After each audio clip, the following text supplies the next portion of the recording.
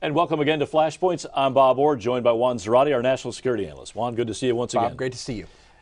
Taliban peace talks. We waited a long time for some serious initiative to take hold. Is this it? Well, we've been waiting for 18 months.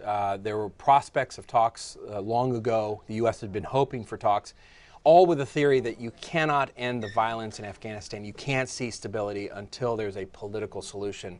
And the Taliban is a political player in addition to being a militant and terrorist force. And so this is the first sort of signal that that is back on the table, that talks with the Taliban are on the table. The problem here, Bob, is that President Karzai has now disavowed this process, feels excluded because the United States has said they would meet with the Taliban first, and then the Taliban could meet with the Afghan government. And so there's a bit of messiness here in terms of the diplomacy, but clearly the administration is trying to signal that they're willing to talk and that they're willing to seek a political solution as we face the drawdown in 2014. If Karzai feels like he's on the sidelines and he's not participating, it seems like a non-starter. Why doesn't the United States make a better effort or maybe a stronger effort to bring him to the table and say, look, if we're going to make a deal, it's got to be a three-way deal here? I think absolutely in concept that's right, and that's what should have happened. It's not clear to me that it didn't happen. You never know. President Karzai, in some cases, can be mercurial. There are internal political dynamics at play, so I'm not quite sure what's happening. But at a minimum, there was a breakdown of communication here because the Afghan government and the Karzai government, which has to survive beyond 2014, has to live with the Taliban, has to live with any agreement, has to be at the center of this. I think one of the concerns that he's had is that the constant preconditions that we had, even dating back to the Bush era. Keep in mind the Bush administration had in mind these kinds of talks as well. But there were preconditions. One, you have to lay down your arms. Two, you have to reject an alliance with al-Qaeda and give that up, meaning you're not going to be a global terrorist, part of the global terrorist network. And third, you've got to submit to the Afghan constitution and political process. And you can't be some militant group that's outside the process. Those preconditions seem to have kind of faded a bit.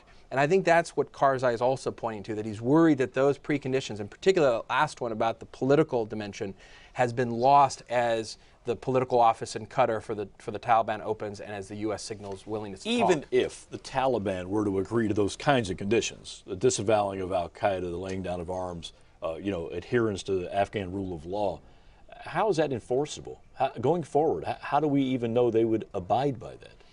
Well, I mean, we'd have to see with their actions. As with all this, I think it would be a matter of being able to sort of verify. But this is why the Karzai administration and the Afghan government's concerned, because they're the ones who are ultimately going to have to fight. They just took over all the security forces around the country with NATO support still, but they're now in charge. And so they're going to have to continue to fight the Taliban as these negotiations unfold. And there's a real sense of cynicism here that the Taliban is really playing for the post-2014 transition. They're setting up for their power play, and they're just trying to bide their time and trying to assuage the Americans and trying to set themselves up. Well, and I think what's in it for the Taliban to agree to this if in the end they're just, put under the thumb of President Karzai? Well, I think they're vying for as much political power as possible and a degree of legitimacy. I think it's important to note they've opened an office, a political office now in Doha, in Qatar, right, in the Gulf. That gives them a lot of legitimacy. And if the U.S. is legitimating it, that means, you can go have meetings there with them. They can fundraise. They can do all sorts of lobbying around the region. And so this gives them a sense of legitimacy and power that then amplifies what they can do in Afghanistan post-2014. This is why Karzai is worried. He's worried about the dynamics and the dynamics getting away from him and the U.S. It almost sounds like two Afghanistans, to be honest with you. Well, it's an Afghanistan that is going to have lots of challenges post-2014 when we're out in full force, and it's one that has fractures embedded deeply in it, tribal and otherwise. The Taliban is a key part of that, and they may foment it, and they may seek greater power for themselves.